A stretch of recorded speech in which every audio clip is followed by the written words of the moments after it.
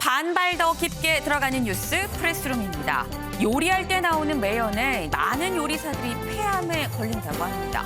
우리 집 요리사, 집에 따라 아빠일 수도 또 엄마일 수도 있겠습니다만 목숨 걸고 만들어주시는 매 끼니 감사하면서 먹어야겠다는 생각이 드네요. 프레스룸 지금 시작합니다.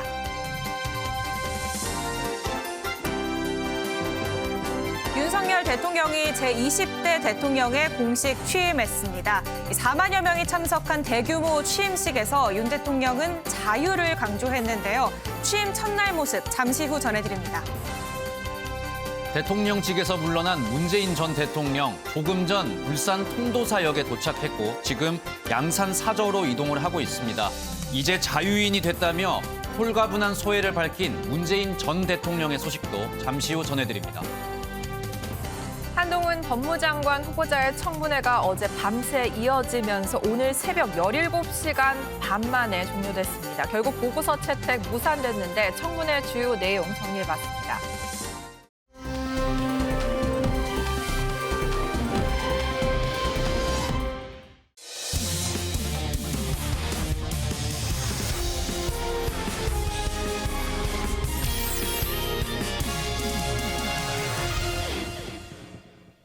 네, 즐거운 큐시트웨이 시간입니다. 오늘의 첫 번째 소식, 유호정 기자가 준비했네요. 네, 오늘 오전에 이 대통령 취임식 보신 분들 많으실 것 같은데요. 그래서 첫 번째 아이템으로 준비해봤습니다.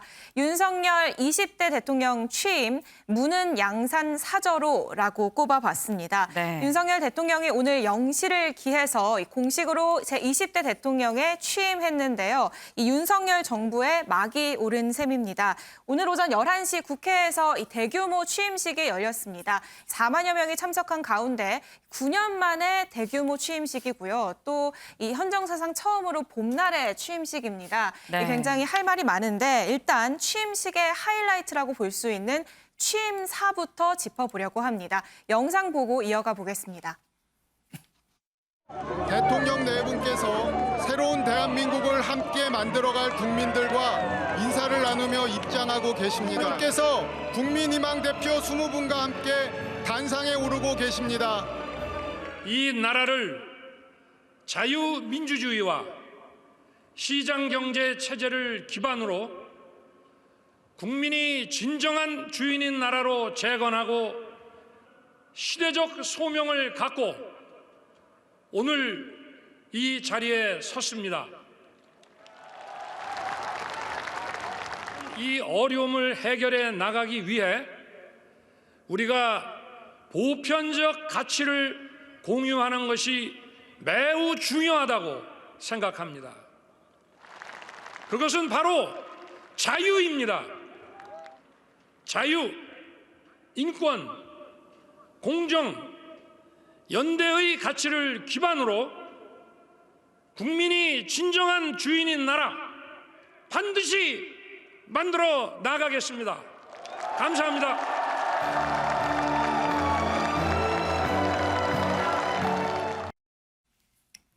네, 주요 취임사를 저희가 짧게 준비를 해봤는데요. 전체 취임사를 관통하는 키워드는 자유였습니다. 네. 오늘 취임사 내내 자유라는 단어가 35번이나 사용이 됐는데요. 정치나 경제, 개혁을 전면에 내세우는 대신 지금 들으신 것처럼 자유라는 가치를 다시 한번 강조하는 데 상당 부분을 할애했습니다. 다음으로 많이 언급된 단어가 시민과 국민, 각각 15번이었고요. 그 뒤를 세계가 13번, 평화가 12번. 으로 그 뒤를 이은 상황입니다. 윤 대통령은 모든 세계 시민이 자유 시민으로서 연대에 도와야 한다며 세계 시민을 강조하는 모습도 또 눈에 띄었습니다.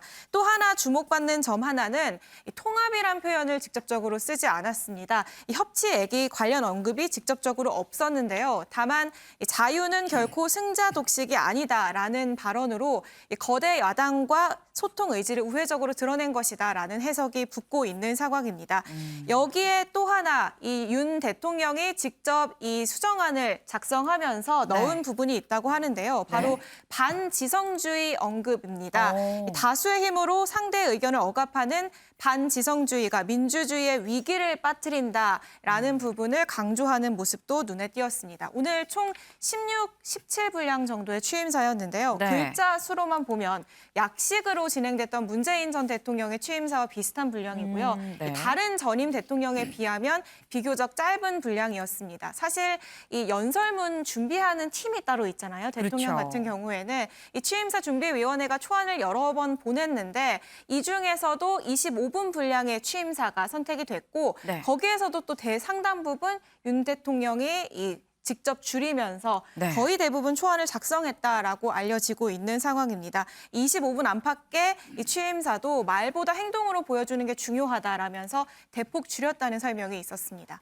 네, 지금 이 윤석열 대통령, 지금 유호정 기자의 설명에 따르면 자유라는 말을 35번이나 이 취임사에서 썼습니다. 그만큼 이 자유를 강조한다라고 볼 수 있는데 의외로 뭐 소통, 통합이란 말은 단 한 번도 나오지 않았다라고 얘기를 하는데 윤경우 위원님, 사실 대선에서 이긴 직후에 이 뭐 통합의 정치, 뭐 이런 소통의 정치를 하겠다 이런 얘기를 했었거든요. 근데 의외로 취임사에선 이 부분이 없습니다. 굉장히 의외이죠. 앵커가 얘기한 것처럼 저도 의외였습니다. 분량도 짧고 그다음에 지금 유호정 기자의 설명에 의하면 여러 대안 중에 가장 어찌됐든 압축된 연설문이라고 하는데 사실 대통령 취임사는 시대 정신을 담은 정말 중요한 메시지 이런 걸 굉장히 많이 고민하잖아요. 네. 그런 점에서 보면 윤석열 대통령의 취임사는 뭐 형식적인 거 별로 나는 신경 안 쓰겠다. 이런 메시지가 아닌가. 유호정 기자 얘기 중에 말보다는 행동으로 보여주겠다라는 뜻이다 이렇게 얘기했는데 저도 그런 점이 귀에 번뜩 띄어요. 굳이 자유를 강조한 이유가 뭘까? 네. 그러니까 정말 철학적인 의미의 추상적인 의미의 자유라는 가치를 따지자면 시장경제 존중 네. 그리고 창의성 발현 이거예요. 이제 시장경제 존중을 얘기하자면 그다음에 붙는 게 여러 가지 많죠. 뭐 정부의 개입 네. 또는 뭐 사유재산권에 대한 약간의 제한 뭐 이런 것들이 사실 많았다라고 얘기할 수 있어요. 네. 그러니까 전임 정부에 대한 공격 이런 걸 수도 있고 그러나 그런 것보다는 앞으로 어떻게 끌고 가겠다라는 측면에서 본다면 어떻게 보면 굉장히 추상적이지 않았나 싶은데 윤석열 대통령 본인이 직접 집어넣었다고 하는 반지성주의라는 거 이것도 굉장히 저는 메시지가 크다고 봅니다. 무슨 얘기냐? 지금 국회 상황, 민주당이 여당이었다가 야당으로 변했잖아요. 다수당을 차지하고 있지 않습니까? 그렇죠. 장관들 당장 임명해야 되는데 청문회 이후에 뭐 전혀 진전이 없다 해도 과언이 아닌 이런 상황이 거기에 고스란히 압축이 된 거 아닌가. 결국 이제 앞으로 이 자유라는 가치가 윤석열 정부 내내 5년 동안 어떤 식으로 정책에 반영이 될 건가 이거 이제 두고 봐야겠죠. 왜냐 취임사에서는 아직 추상적인 정도의 그쳤다 해도 과언이 아니니까 네. 그런 점에서 정말 거듭 되풀이하는 겁니다만 말보다는 행동으로 보여줄지 앞으로 한번 봐야 될 것 같습니다. 네, 이 말보다 행동으로 보여줄 수 있는지도 좀 지켜봐야 될 것 같다. 이 굉장히 묵직한 말씀이셨는데 이 오늘 취임식 굉장히 지금 아까 나온 영상으로만 봐도 굉장히 많은 사람이 왔고 또 많은 준비를 한 걸로 보입니다. 유호정 기자. 볼거리가 좀 상당히 많지 않았을까 싶어요. 네, 맞습니다. 이 대규모 행사 코로나 때문에 굉장히 오랜만에 열리는 것 같은데요. 취임식에 전직 대통령 또 각계 대표는 물론 이 많은 시민들까지 4만 1천여 명이 오늘 취임식에 참석을 했습니다. 그만큼 볼거리도 많았는데요. 우선 박근혜 전 대통령의 참석이 눈길을 끌었습니다. 지금 보시는 것처럼 이 보랏빛 자켓을 입고 박 전 대통령이 오늘 취임식에 참석을 했고요. 네. 문 전 대통령 부부 뒷자리에 앉는 모습이었습니다. 이 사실 두 사람의 만남이 6년 7개월여 만인데 어떤 얘기를 나눌까 참 관심이 쏠리기도 했는데요. 네. 오늘 취임식에서는 뭐 긴 대화를 나누는 모습은 포착되지 않은 상황입니다. 다만 오늘 박 전 대통령 비교적 건강이 좀 회복된 건가 싶을 정도로 이 네. 밝은 표정을 시종 일관 유지했고요. 네. 이 관련해서 이 다른 전직 대통령들의 가족들의 모습도 이 포착이 되기도 했습니다. 이 취임식을 조금 더 짚어보면 한다면 네. 이 취임사를 관통하는 메시지가 이 자유였다면 네. 오늘 취임식 이 행사를 전체를 관통하는 키워드는 바로 소통인데요. 이 윤석열 당선인 대통령이 이 국민과 함께 만드는 취임식, 국민과 소통하는 취임식 컨셉을 잡고 이번 취임식을 기획했다고 합니다. 네. 이 등장도 무대에 짠하고 바로 나타나지 않았습니다. 국회 정문에서 네. 이 김건희 여사와 함께 내려서 무대까지 약 180m 정도를 네. 걸어갔는데요. 걸어가는 동안 이 굉장히 많은 시민들과 일일이 이 주먹 인사를 하면서 이 격이 없는 모습을 보여줬고요. 네. 여기에 무대에 오를 때는 국민희망 대표 20명의 손을 잡고 오르는 모습도 보였습니다. 이 20명 중에는 이 익히 알려져 있는 오징어 게임의 깐부 할아버지 오영수 씨도 네. 있었고요. 이 천안함 생존병사인 전환수 씨도 있었습니다. 또 하나 짚어보면 무대가 T자 형태였습니다. 큰 무대 앞쪽에 조금 더 낮게 그리고 시민들과 더 가까이 이 작은 무대가 돌출형 무대가 이 추가로 제작이 되어 있었는데요. 네. 윤석열 대통령이 직접 지시한 내용이라고 하거든요. 국민에 더 낮게 더 가까이 다가가겠다라는 의미라고 하고요. 여기서 취임사와 취임 선서를 하는 모습을 볼 수 있었습니다. 마지막으로 하나만 더 짚어보겠습니다. 할 말이 많아요. 네, 네. 윤 대통령 내외에게 꽃을 건넨 화동이 또 네. 화제입니다. 어린이들이 이 내외에게 화동을 이 꽃다발을 전하면서 그 네. 꽃다발 안에 윤 대통령을 닮은 엉덩이 탐정 캐릭터가 네. 이 꽂혀져 있어서 또 이 작은 웃음을 선사하기도 했는데요. 이 어린이가 한 명은 호남을 대표하는 광주의 6살 어린이라고 하고요. 네. 다른 한 명은 영남을 대표하는 대구의 10살 어린이라고 합니다. 영호남 화합을 상징하는 장면까지 볼 수 있었습니다. 네, 사실 개인적으로 윤석열 대통령이 예전에 이 검찰총장 시절에 머리를 좀 이렇게 내려가지고 정말 엉덩이 탐정이랑 아주 비슷하다 생각했는데 요즘에 좀 올리고 나와서 좀 다르지 않아라는 생각이 들기도 하는데 네, 이 좀 센스가 있는 것 같습니다. 엉덩이 탐정 이 모습을 같이 좀 꽂아서 이 화동이 줬다라고 하는데 근데 저는 지금 유호정 기자가 한 얘기에 가장 이 눈길이 가는 게 바로 김건희 여사입니다. 김건희 여사 드디어 공식 석상에 등장을 했습니다. 네, 맞습니다. 윤석열 대통령 부부가 공식 석상에 나온 건 처음입니다. 또 김건희 네. 여사가 공식 행사에 나온 것도 처음인 상황인데요.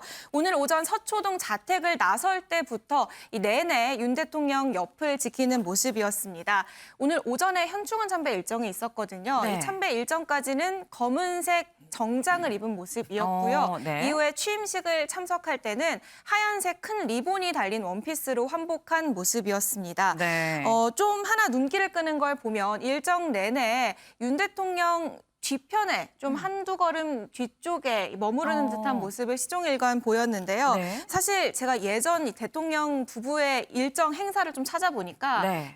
이 영부인이 대통령 뒤에 있는 모습이 뭐 이례적인 상황은 아니더라고요. 네. 그럼에도 불구하고 이 김건희 여사를 향한 뭐 조용한 내조에 대한 관심 이런 것 때문에 오늘 행보 하나하나에도 관심이 쏠리고 있는 상황이고요. 네. 또 취임식이 끝날 무렵에 이 대통령이 전임 대통령을 환송하는 모습을 있었거든요. 네. 이 윤석열 대통령이 문재인 전 대통령을 환송할 때 김건희 여사는 박근혜 전 대통령을 챙기는 모습이 포착이 되기도 했습니다. 긴 담소를 나누면서 계단을 내려오는 모습까지 네. 볼 수 있었습니다. 네, 이 박근혜 전 대통령의 이 의전은 김건희 여사가 좀 옆에서 같이 좀 돕는 이런 모습이었다라는 얘기인 건데 김건희 여사가 사실 거의 최초의 일하는 퍼스트 레이디입니다.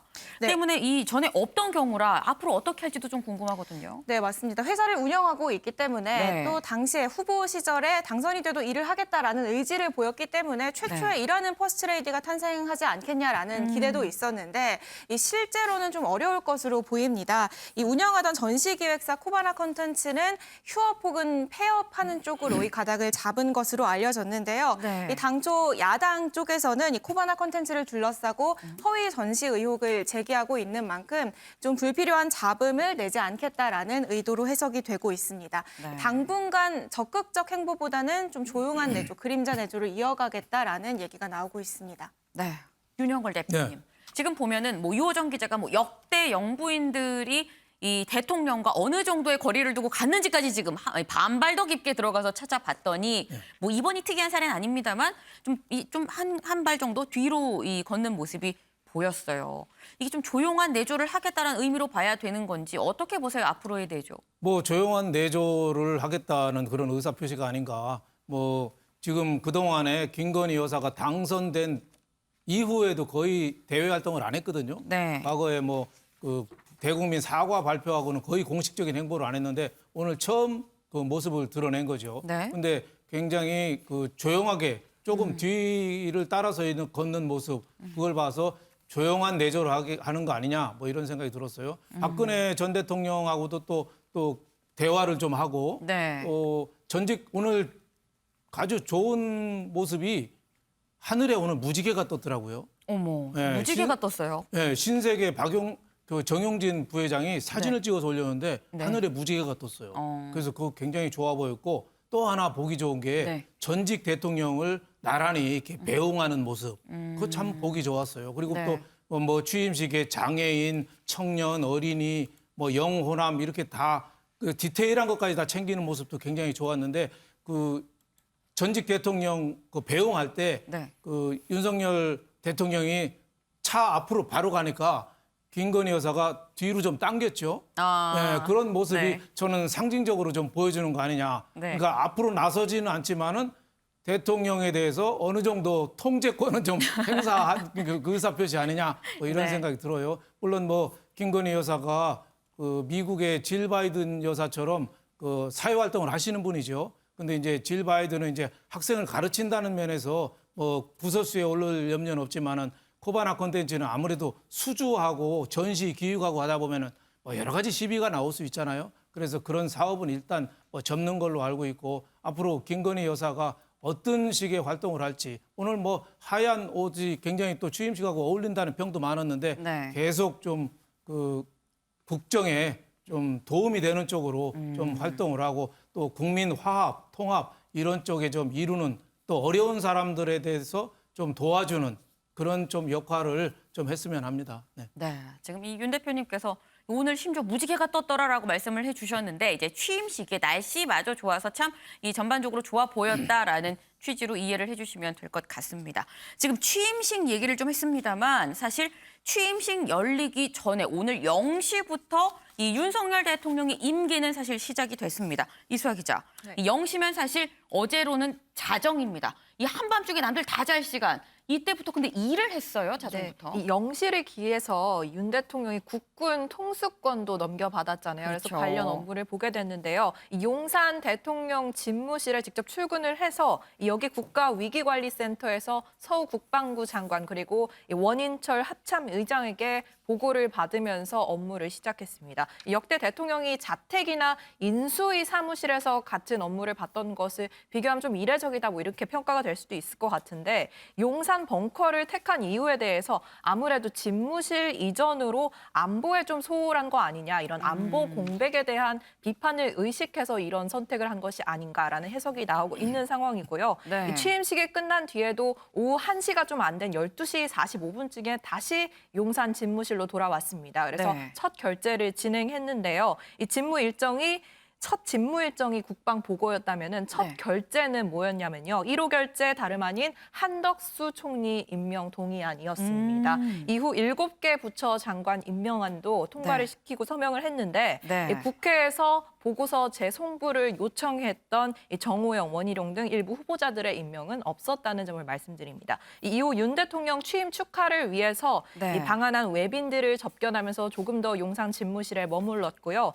오늘 마지막 일정이 많이 보고가 됐었죠. 저녁 7시에 신라 호텔에서 외빈들과 만찬이 예정돼 있는 상황입니다. 이 자리에는 국회의장, 대법원장 그리고 국무총리 등 5부 요인 그리고 외교 사절단과 5대 그룹 총수 등 재계 인사들도 모두 참여해서 축하하는 자리가 되겠습니다. 네.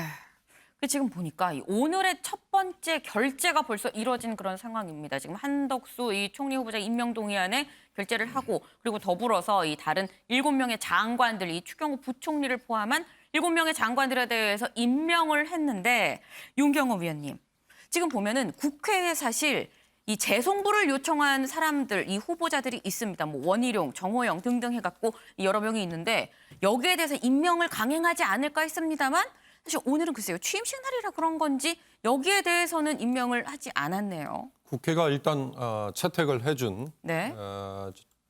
장관 후보자들이 7명일 거예요. 네. 그러니까 이제 여야 간에 논란이 없는 후보자들을 먼저 임명하고요.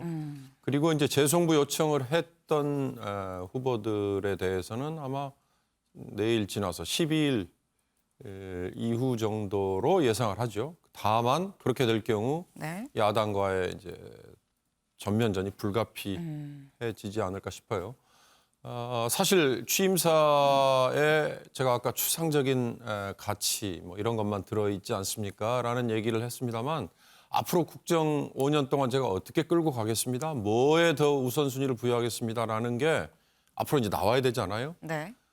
근데 지금 윤석열 대통령으로서는 먼저 넘어야 될 난관이 내각 구성이잖아요.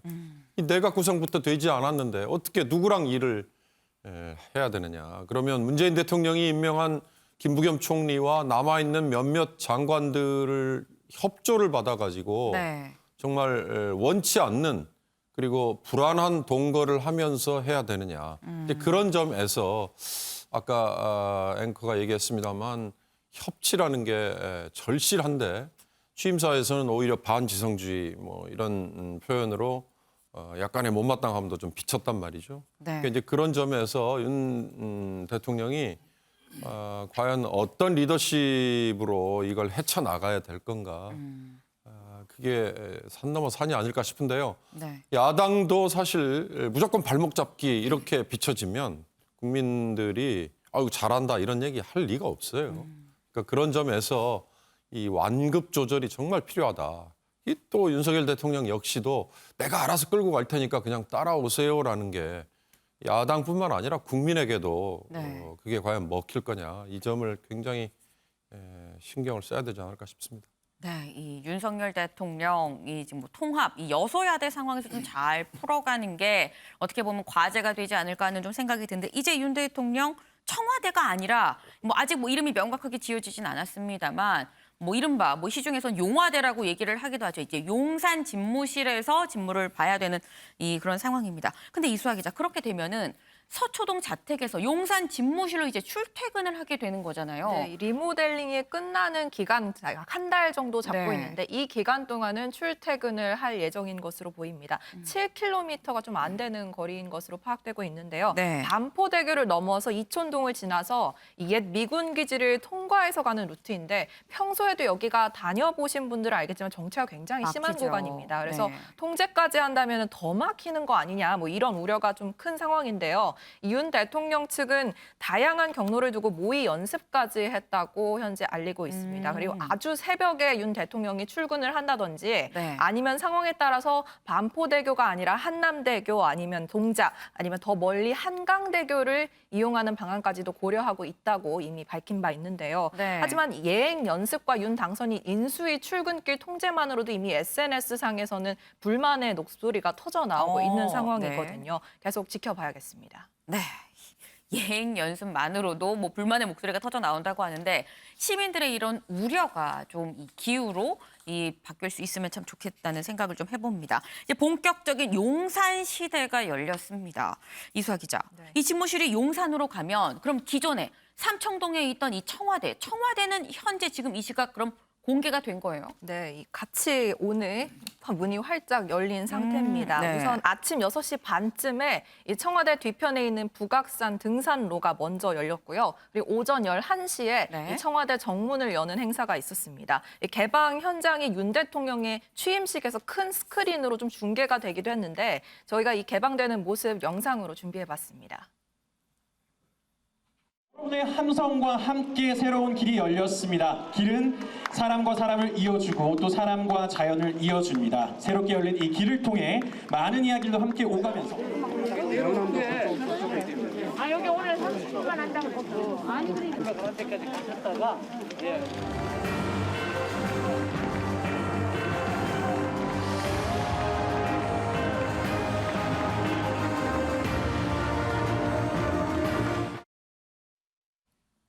네, 이 청와대 개방 행사에서는 국민 대표 74명이 먼저 정문을 통해서 통과하는 좀 행사가 있었는데요. 네. 이건 왜 그렇냐? 이 청와대가 74년 만에 개방을 하거든요. 그 의미를 담아서 네. 74명으로 숫자를 맞췄습니다. 네. 그리고 오늘만 사전 신청을 거쳐서 이 티켓을 거머쥔 당첨된 2만 6천여 명이 청와대를 둘러볼 수 있게 됐는데요. 이 관람객은 청와대 본관, 영빈관, 녹지원 외에도 관저, 침류관 등을 돌려볼 수 있는데 다만 아직 정리가 다 끝나지 않은 만큼 건물 내부는 들어가 볼 수 없는 상황입니다. 네, 74년 만에 개방이 됐다고 하니까 더 우와 하는 말이 절로 나오는 상황입니다. 윤영걸 대표님, 이제 오늘 0시를 기점으로 여야가 바뀌었습니다. 네.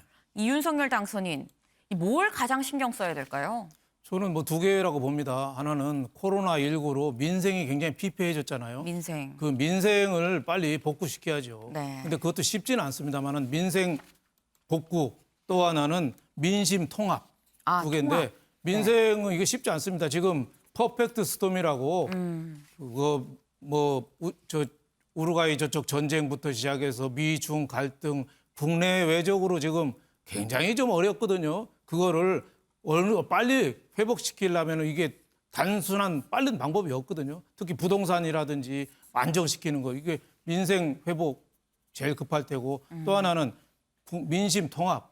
지금 뭐 취임 첫 번 한 게 한덕수 총리 동의안입니다만은 그 자체도 지금 통과되기가 쉽지 않잖아요. 네. 그러니까 여야가 지금 뿔뿔이 나뉘어서 싸고 있는데 그래서 비토 크러쉬라고 무조건 비토만 하는 우리나라 정치가 지금 될 가능성이 많아요.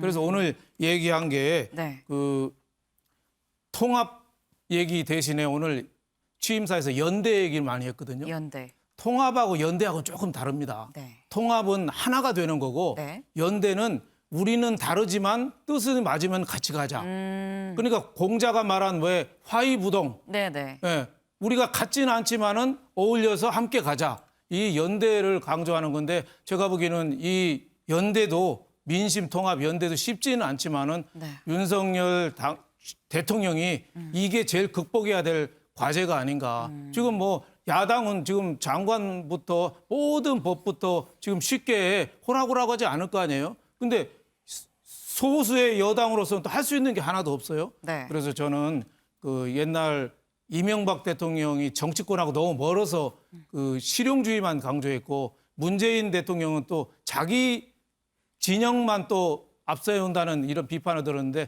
그 중간선에서 좀 타협을 하는 그런 정신. 예, 옛날에 레이건 미국 대통령이 업무의 70%를 야당하고 대화하는 데 썼대요. 네. 그러니까 좀 힘들더라도 우라통이 터지더라도 네. 야당하고 손 내밀고 좀 많은 대화를 하는 그런 방법밖에 없다. 이런 말씀을 드리고 싶습니다. 네, 지금 이 두 가지가 중요하다. 민생 그리고 야당을 포함한 이 민심 통합이 중요하다라고 이 말씀을 좀 주셨습니다.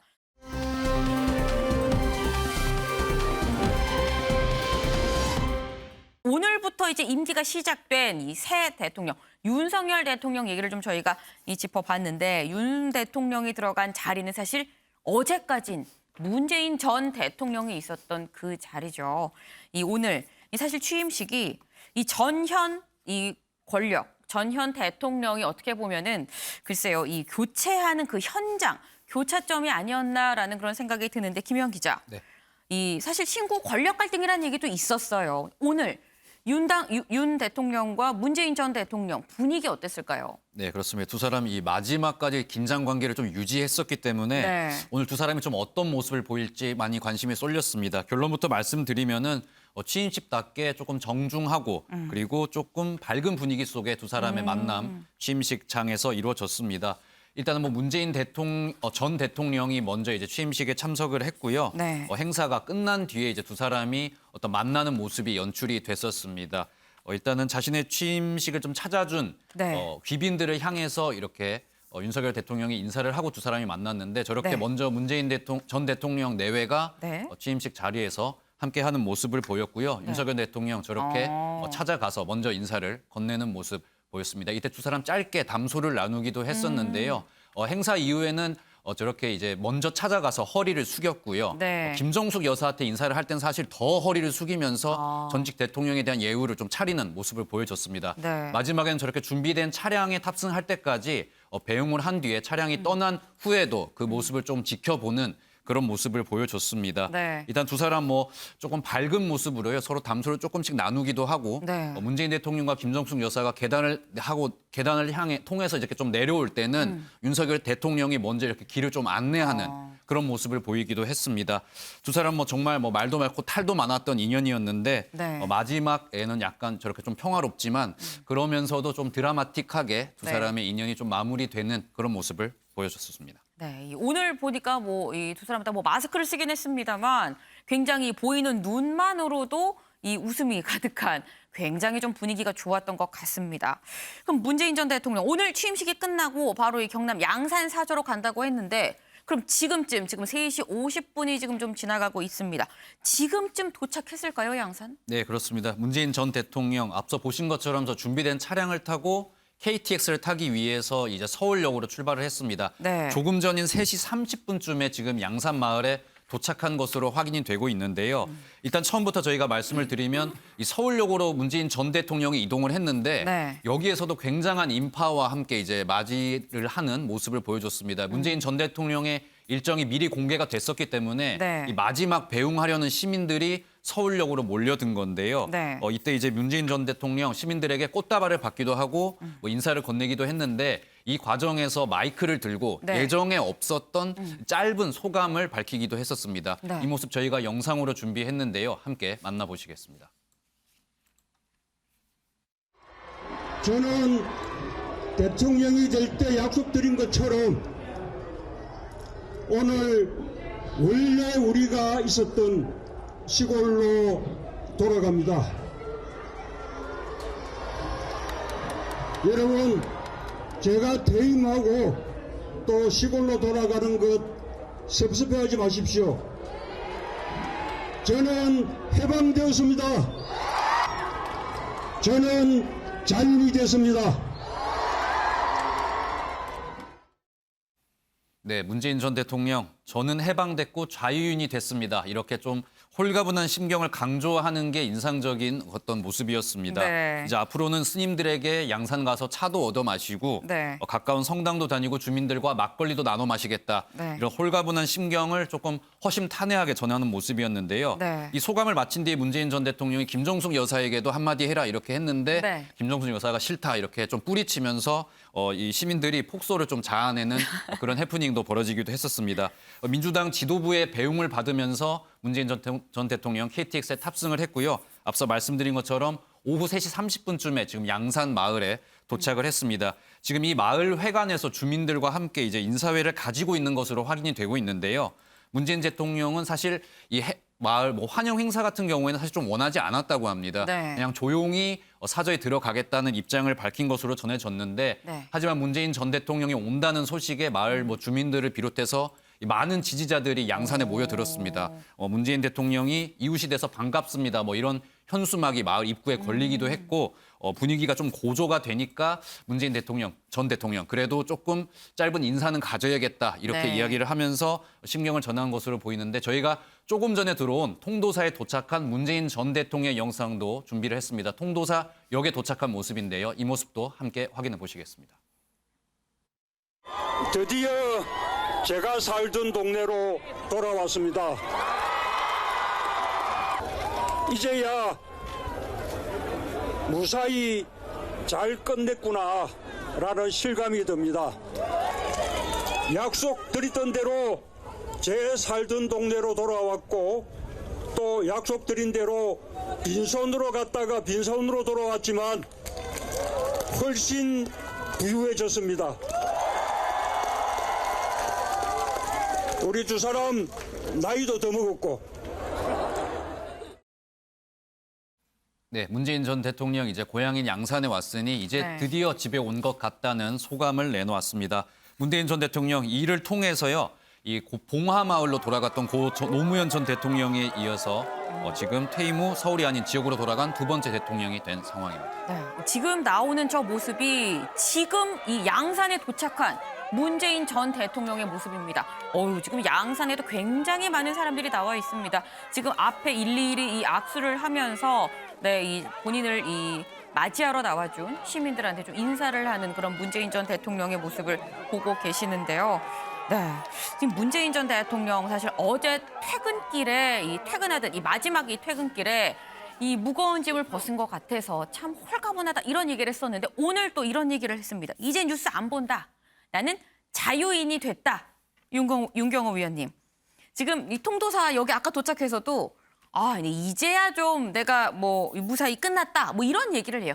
굉장히 그 대통령 5년 동안 굉장히 무거웠었던 것 같은 생각이 듭니다. 그렇겠죠. 대통령이라는 자리가 갖는 무게, 해야 될 일, 그다음에 내려야 되는 결정, 네. 그 무게를 내려놓는다는 게 얼마나 홀가분했겠습니까?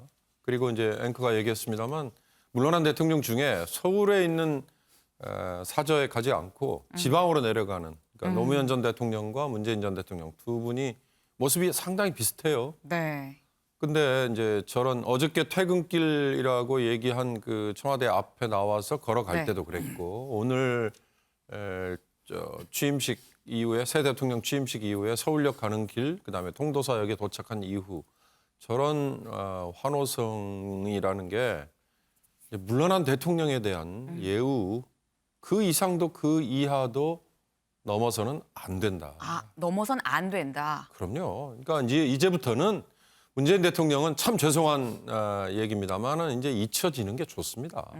이제 시대가 바뀌는 거고요. 그다음에 해야 될 몫이 달라지는 거고 그에 대한 미련을 가져서는 안 되는 거고 문재인 대통령의 성격으로 보건대 그런 미련을 갖지 않을 겁니다. 전 갖지 않을 거라고 분명히 얘기하고요.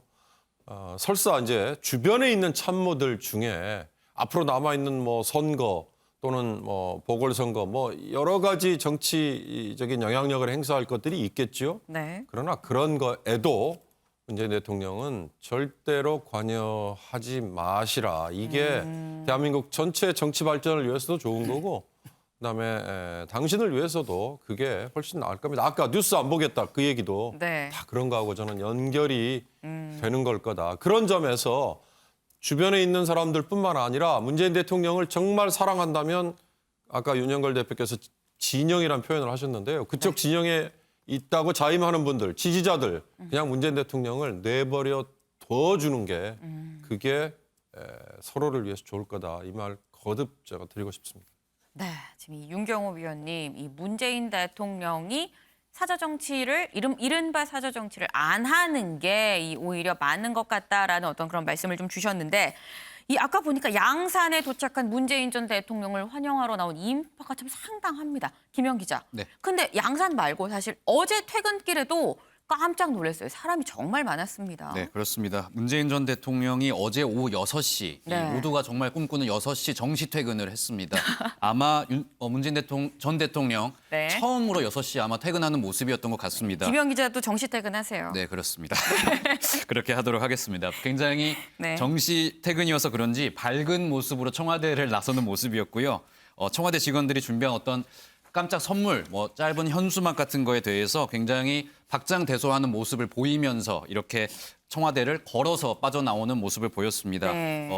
청와대 빠져나와서는 앵커 말씀하신 대로 분수도 앞에 정말 많은 시민들이 문재인 전 대통령의 퇴근길을 함께 했습니다. 정말 무슨 퇴임하는 대통령 같지 않았고요. 정말 선거운동을 하는 듯한 그런 모습을 보여줬습니다. 인파 속에 파묻혀서 저렇게 네. 마지막 퇴임 인사, 퇴근길 인사를 함께 했는데요. 문재인 진짜 대통령의 마지막 퇴근길 인사도 저희가 준비를 해봤는데 함께 영상으로 만나보시겠습니다.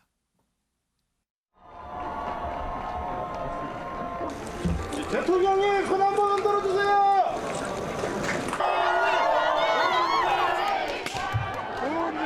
여러분 고맙습니다. 다시 출마할까요? 이렇게 많은 분들이 저의 퇴근을 축하해 주니 저는 정말 행복합니다. 여러분, 성공한 대통령이었습니까? 감사합니다. 성공한 전임 대통령이 되도록 도와주십시오. 네, 문재인 전 대통령 지지자들 틈에서 저기 영상에 나오진 않았지만은 나온 듯이 이 다시 선거에 출마할까요? 이렇게 좀 네. 농담을 던지는 모습도 보였습니다. 청와대에서 이게 처음 퇴근해 보는데 이게 처음이자 마지막이 됐다. 무거운 짐을 내려놓아서 다시 한번 홀가분하다. 이 심정을 굉장히 강조하는 모습을 보였습니다. 어제 오후 6시부터 이 30분 동안 이 퇴근길이 생중계가 됐는데 네. 이 모습을 지켜본 시청자들이 272만 명에 달했고요. 네. 이 마지막 퇴근길을 연출한 이 탁현민 의전 비서관 같은 경우에는 이 걸어 나오는 대통령의 모습, 이 국민이 만들어준 행사였다면서 이 모습 보면서 자신은 좀 눈물이 나기도 했다. 이렇게 마지막 감상평을 전하기도 했습니다. 네. 사실 문재인 대통령이 걸어서 이 마지막 퇴근을 하고 문재인 전 대통령이 걸어서 마지막 퇴근을 하고 윤석열 대통령이 오늘 이제 국회 취임식에 가면서 국회에서 내려서 180m를 또 이제 걸어서 가고 이 두 전현 대통령이 글쎄요 어떤 면에서 좀 비슷하다라는 그런 생각이 들기도 하는데 그런데 김영 기자. 이 문재인 전 대통령 어제가 임기 마지막 날이었었잖아요. 네. 그런데 이 임기 마지막 날 유은혜 교육부총리 그리고 박범계 법무부 장관, 이인영 통일부 장관 사표를 수리를 했습니다. 네, 그렇습니다. 문재인 전 대통령과 함께 했던 내각도 네. 어제를 통해서 떠나게 됐습니다. 정부를 떠나게 됐는데요. 조금 독특한 게 지금 정의용 외교부 장관입니다. 본래 어제 사표를 내고 오늘 외교부 장관 이취임식까지 준비가 되어 있었는데 연기가 된 상황입니다. 이 연기된 이유는 이 문재인 전 대통령이 지금 국정 공백을 이유로 이 후임 장관이 선출될 때까지는 조금 자리를 지켜달라 이렇게 요청을 했다고 합니다. 현재 네. 지금 윤석열 대통령이 지금 박진 외교부 장관 후보자에 대한 이 국회 인준 절차가 마무리되지 않아서 지금 임명을 못하고 있는 상황이거든요. 네. 최근에 지금 외교부 특히 북한의 미사일 발사 등 지금 안보 상황이 불안정하기 때문에 이 정의용 장관은 좀 남아달라 이렇게 문재인 전 대통령이 요청을 한 것으로 보이고 네. 정의용 장관은 당연히 조금 잠시 동안은 윤석열 정부와 좀 불편한 동거를 이어갈 것으로 보입니다. 네. 이와 동시에 윤석열 정부에서 지금 살펴보면 어제 이 차관급 인사 20명 인선을 발표를 했습니다. 네. 지금 문제가 되는 건 장관이기 때문에 지금 윤석열 정부의 입장에서는 장관 대신 차관을 일단 빨리 먼저 배치를 함으로써 이 행정 공백을 최소화하겠다는 입장을 밝힌다는데요. 네. 지금 일단 청문 보고서 채택 앞서 이수아 선배가 전해드린 것처럼 네. 지금 채택 문제가 있기 때문에 일단은 차관부터 준비를 빨리 서두른 것으로 보입니다. 네. 윤영걸 대표님. 지금 보면은 이 윤 대통령이 첫 국무회의 때 글쎄요, 이 문재인 정부의 장관들과 함께 이 국무회의를 할 것인지 아니면 다 빼고 어쨌거나 차관으로 대체하더라도 윤석열의 사람으로만 국무회의를 할지도 좀 관심 포인트입니다. 그게 굉장히 관심이죠. 오늘 10일 날 취임식을 했는데 네. 12일 날 추가 경정 예산안을 심의 통과하는 국무회의거든요. 네. 그럼 민생하고도 영향이 있죠. 네. 소상공인 자영업자 지원해 주는 거니까. 그러니까 그거 하려면은 대통령 총리 빼놓고 국무위원이 15명이 있어야 돼요. 15명이 있어야 되는데 두 가지 방안이 있죠. 지금 하는 거는 청문회 보고서 채택된 장관 후보자가 7명이에요. 네. 그러니까 나머지 8명을 문재인 대통령 때 있던 장관이 참석해서 어색한 사진을 옷은 다르게 입더라도 함께 15명 채워서 국무회의를 해서 네. 심의 통과시키느냐 아니면은 청문회 보고서 채택 안 된 장관을 오늘 내일 임명해가지고 15명 채워서 국무회의 하느냐. 네네. 그 두 가지가 일단 있죠. 지금 문재인 정부에서 임명한 장관을 하면은 반쪽 정부.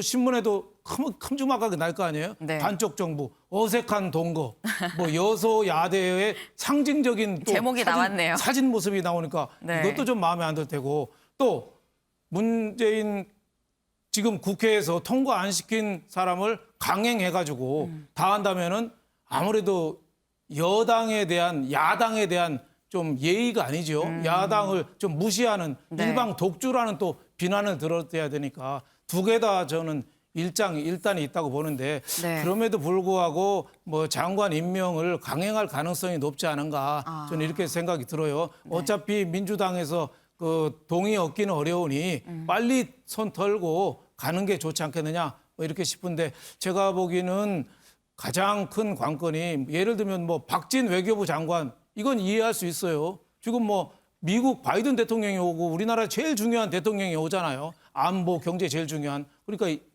이해가 됐는데 보건복지부 정호영 장관 내정자를 만약에 임명한다?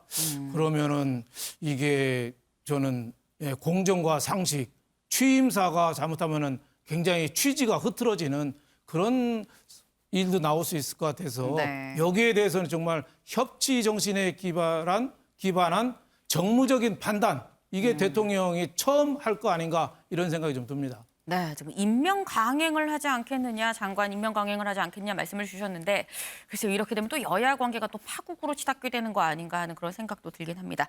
이 지금 시작하는 윤석열 대통령 그리고 이 떠난 문재인 전 대통령의 얘기를 저희가 좀 다뤄봤는데요. 이 지금 이 두 사람 좀 다들 얘기가 좀 무궁무진 좀 상당하죠. 그러다 보니까 글쎄 아무래도 두 사람 각각 좀 따로 나눠서 두 꼭지로 이 윤석열 대통령 시대 개막 그리고 떠나는 분, 나는 이제 자유인 이 두 꼭지로 좀 나눠서 다루는 게 어떨까 싶습니다.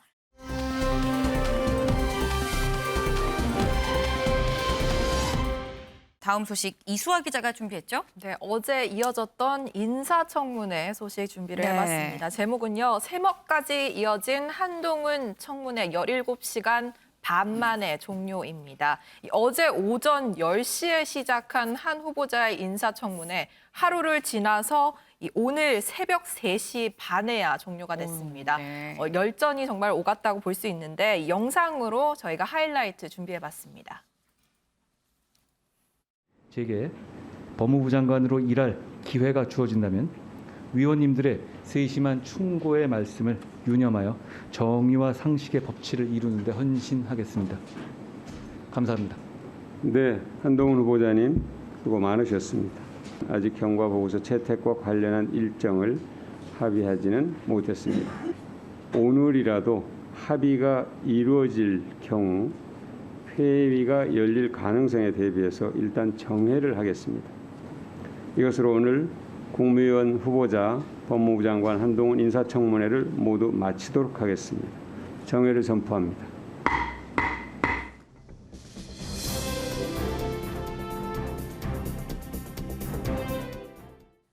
네, 예상대로 한동훈 후보자의 보고서는 채택되지 못하고 청문회가 끝나는 모습이었는데요. 이 네. 민주당은 한 후보자 논란에 대해서 추가로 요구한 자료들이 온다면 그때 한번 채택 여부를 더 고려해 보겠다고 했습니다. 하지만 이 채택되는 보고서가 국민의힘의 마음에 들지는 의문입니다. 이 민주당 관계자에 따르면요, 이 채택을 하더라도 한 후보자에 대한 민주당의 판단은 당연히 부적격이다라고 말을 하면서 부적격 판단을 담은 보고서를 채택할지 아예 보고서를 채택하지 않을지를 판단하겠다는 얘기가 들려오고 있고요. 이 국민의힘은 간사 합의 파기라면서 반발 중입니다. 이 법사위 여당 간사인 유상범 의원, 민주당이 증인으로 현직 대검 한동수 부장 그리고 이문정 검사를 요구해서 들어줬고 그렇다면은 그 대신 청문 보고서는 채택하기로 간사끼리 합의를 했으면서 다 뒤집고 있다라고 주장하는 중입니다.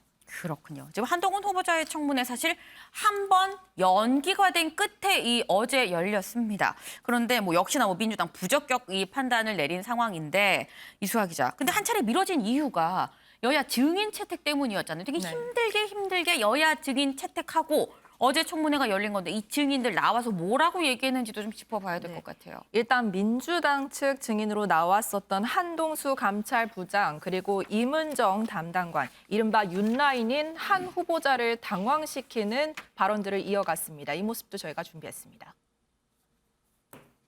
그 당시에 총장이 직접 녹음 파일에 대해서 언급을 했었던 건지 어떤 감찰방해 구체적 행위가 있었던 건지 이 측근을 보호하기 위한 행위라고 단순히 그거라고 보기에는 극히 이례적인 몇 가지 행동들을 보이셨습니다.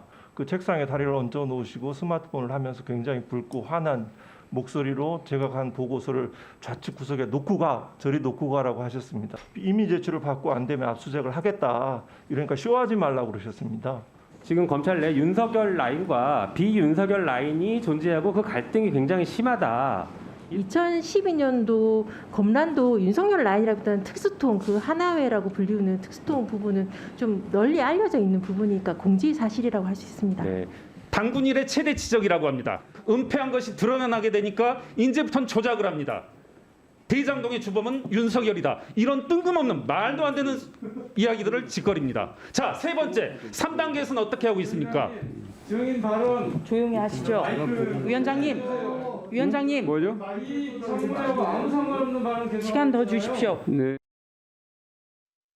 네, 지금 어제 증인들도 굉장히 열정적으로 얘기를 하고요. 막 위원장한테 뭐 중재를 요청하는 뭐 지금 그런 상황도 보이는데 뭐 어제 신경전 상황을 생각하면 놀랍진 않습니다만 고성도 오갔어요. 네, 국민의힘 측 증인으로 나왔던 방금 전에 영상으로 보신 김경률 회계사의 네. 발언 때문이었는데요. 이 김 회계사는 민주당의 전형적인 행태가 바로 은폐와 조작이다라고 얘기를 하면서 그 예로 최근에 있었던 최강욱 의원의 성희롱 관련 의혹, 그리고 또 다른 예로 방금 전에 말한 이 대장동 사태를 두고 처음에는 단군 이래 최대 치적이라고 했다가 네. 특혜 의혹이 커지니까 조작을 시도하는데 대장동의 주범은 윤석열이다. 이런 뜬금없는 얘기들을 짓거렸다라고 얘기를 했습니다. 이에 민주당 의원들이 인사청문회가 전체 선동장으로 가면 안 된다라면서 청문회를 방해하려고 왔느냐라고 반발했거든요. 네. 그러면서 몇 차례 설전이 오갔고요. 결국 박강원 법사위원장이 중재에 나섰는데 네. 여기서 또 김 회계사의 태도를 지적했습니다. 이렇게 팔짱을 끼고 있지 말라라고 지적을 했는데 여기에 대해서 김 회계사가 이런 자세도 안 됩니까? 라면서 불만을 토로하는 네. 모습까지 저희가 볼 수 있었습니다. 네. 예, 사실 뭐 증인들도 눈길이 가긴 합니다만 사실 한동훈 후보자 청문회에서 가장 이 눈길이 갔었던 건 한 후보자의 이 딸과 관련한 의혹들이었습니다. 이수아 기자, 이 딸 의혹 관련해서 한 후보자 해명 제대로 했을까요? 네, 한 후보자 일단 청문회가 시작한 지 14시간 만에 네. 딸 의혹에 대해서 사과드린다, 송구한다라는 사과 취지의 발언이 나왔습니다. 하지만 의혹들에 대해서 끝까지 조목조목 반박하는 모습도 보였는데 이 모습도 준비했습니다. 교육 과정에서는 잘 알지는 못합니다. 제가 관여를 하지 않았고 대개 그 시기가 제가 이제 지방으로 좌천돼 있을 때라서 제가 상황은 몰랐고 폐기 처분할 불용 용도의 노트북을 기증한 것인데요. 저는 그것이 크게 문제되는 것이 아니고 오히려 장려해야 될 부분이 아닌가 생각합니다. 저런 건 좀 적절치 않습니다. 문제가 있겠습니다. 이렇게 얘기를 하시는 게 맞지 않습니까? 그리고 저희가 많은 지원을 사실상 하고 제 아이기 때문에 저럴 수 있었기 때문에 그 점에 대해서 제가 송구하게 생각한다는 말씀 드리겠습니다. 네, 참 이 한동훈 후보자 이 따박따박 이 민주당의 이 공격적인 질이 다 이 답을 하는 그런 모습이었는데 이 어제 한동훈 후보자 청문회 정말 많은 사람들이 실시간으로 이 봤습니다. 근데 이 민주당이 공격을 하는 과정에서 실수가 있어서 그게 또 많이 회자가 되더라고요. 네, 다름 아닌 이모 논란이었는데요. 네. 저희가 영상으로 준비했습니다. 분석하고 결과를 담고 있는 이 논문을 일저자로 썼습니다. 이모하고 같이. 공저자가 아니라 일저자로. 누구와 같이 썼다고요? 이모하고요. 이모. 제 딸이요? 그렇습니다. 실험을 한 적이 있는지. 내 딸이 이모 썼어요. 위원님, 제가 사실 뭐 이걸 잘 챙겨보는 아빠가 아니라 잘 모르긴 하겠는데요. 이모랑 뭘 같이 했다는 얘기는 논문을 같이 썼다는 얘기 제가 처음 들어봅니다. 네, 한 후보자 내 딸이 이모가 있었어라면서 네. 극히 당황하는 모습을 보이기도 했는데요. 이 김남국 의원이 후보자 짤 논문 공동 저자를 좀 언급하는 과정에서 네. 이모 교수라고 쓰여 있던 것을 한 후보자 딸의 이모로 착각해서 나온 발언이었습니다. 이 발언을 끝난 뒤에 김 의원 자신의 실수를 인정하고 발언을 정정하는 모습을 보이기도 했습니다. 그런데 김남국 의원 말고 최강욱 의원 관련한 해프닝도 있었어요. 네, 맞습니다. 이 최강욱 의원은 한 후보자 딸이 부모 인맥을 이용해서 기업으로부터 노트북을 받아서 본인의 이름으로 기부를 했다라는 의혹을 제기한 바 있는데요. 네. 여기에 한 후보자는 본인 자신의 딸 이름으로 기증한 적은 없다라고 해명을 했거든요. 그런데 여기에 이 최 의원이 기부 영수증 후원자의 한 땡땡으로 되어 있다. 한 후보자 딸 아니냐라면서 추궁을 했습니다. 네. 그런데 여기에 또 한 후보자가 반박을 하면서 이 최강욱 의원이 머쓱한 상황이 벌어졌는데요. 어떤 상황인지 직접 보고 오시죠. 확인을 해보니까 지금 그 물품을 지급받았다는 보육원의 경우에 기증자가 한아무개라고 나옵니다. 지금. 한 땡땡으로 나온 거 있지 않습니까? 그거 한국 3M에 갔습니다. 거기 보면 영리법인으로 돼 있지 않습니까? 제 딸 이름이 영리법인일 수는 없죠. 네, 영수증에 한땡땡으로 돼 있지 않느냐, 이 한 후보자의 딸 아니냐라고 추궁을 했지만 알고 보니 한국 3M 이 기업 이름이었던 것으로 이제 드러나면서 네. 이 최 의원이 좀 머쓱한 상황이 포착되기도 했습니다. 네. 근데 이게 해프닝이 연이어 나오다 보니까 이 청문회장 밖에서도 사실 지적이 나옵니다. 네, 맞습니다. 한 후보자 사실 민주당 낙마 1순위로 꼽히던 인물이었습니다. 그만큼 화력이 집중됐던 인물인데요. 그런데 정작 이 화끈한 환방 없이 이렇게 민주당 의원들의 연이은 실수가 나오면서 여러 가지 비난들이 나오고 있습니다. 뭐 준비 부족 지적은 물론이고요. 더 나아가서 민주당 의원들의 완패다, 처참한 수준이었다라는 비판과 함께 한 후보자가 오히려 청문회를 통해 돋보였다라는 이 평가까지 나오고 있습니다. 민주당 출신인 손혜원 전 의원조차 바보 같은 민주당 공격 포인트를 전혀 못 잡는다라는 평가를 남겼고요. 진중권 전 동영대 교수는 민주당 의원들의 처참한 수준을 확인할 수 있었다. 상대적으로 한동훈만 돋보이게 된 꼴이다라는 SNS 글을 남기기도 했습니다. 민주당의 박주민 의원은 실수한 것은 인정하면서도 한 후보자의 자료 제출이 부족해서였다라고 해명을 했지만 이 같은 지적은 사그라들지 않고 있는 상황입니다. 네, 윤경호 위원님. 지금 민주당에서 굉장히 벼르고 별렀던 청문회거든요. 근데 지금 이런 좀 어이없는 그런 실수가 나온 상황입니다. 좀 뼈아픈 실책이 아닐까 싶어요.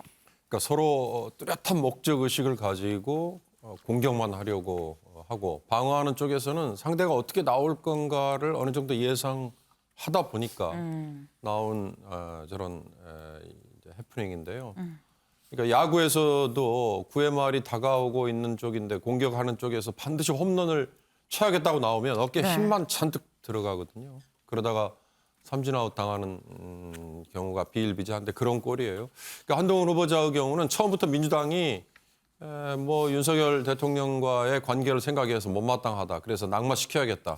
근데 왜 낙마를 시켜야 되는가에 대해서 왜를 채우는 그 대목이 도덕적인 뭔가 흠결만 찾아내려고 하고 그 도덕적인 흠결을 또 미성년자인 딸로 채워넣으려고 하고 그런 점에서 아까 앵커가 얘기한 것처럼 결정적인 한 방을 찾아내는 게 모자랐다. 근데 그렇다고 해서 한동훈 후보자는 면죄부를 다 받았느냐, 도덕적인 비판이나 이런 걸로부터 완전히 자유롭느냐, 그리고 법무장관으로서의 업무를 수행해 나가기에 한동훈 후보자가 충분한 여러 가지를 보여줬느냐, 그 점에 대해서는 전 한동훈 후보자의 어저께 답변을 보면서도 불법이나 위법이 아니니까 아무 문제가 없지 않습니까? 이런 얘기만 자꾸 강조하는 거 이거 같아서 어제 청문회에 슬쩍 그런 얘기들이 잠깐 나왔어요. 벌거벗은 임금님. 그러니까 본인에게 때가 묻어있는 임금님이 옆에서 누군가가 얘기를 터놓고 해주지 않는 한 자기 진영에 있는 사람, 자기 편인 사람은 다 와서 별 문제 없습니다. 별 문제 없습니다만 되뇌인단 말이죠. 네. 어제 저는 그런 꼴로 서로 양쪽이 이 접합점을 못 찾은 게 아닌가라는 생각이 들어서 굉장히 안타까웠습니다.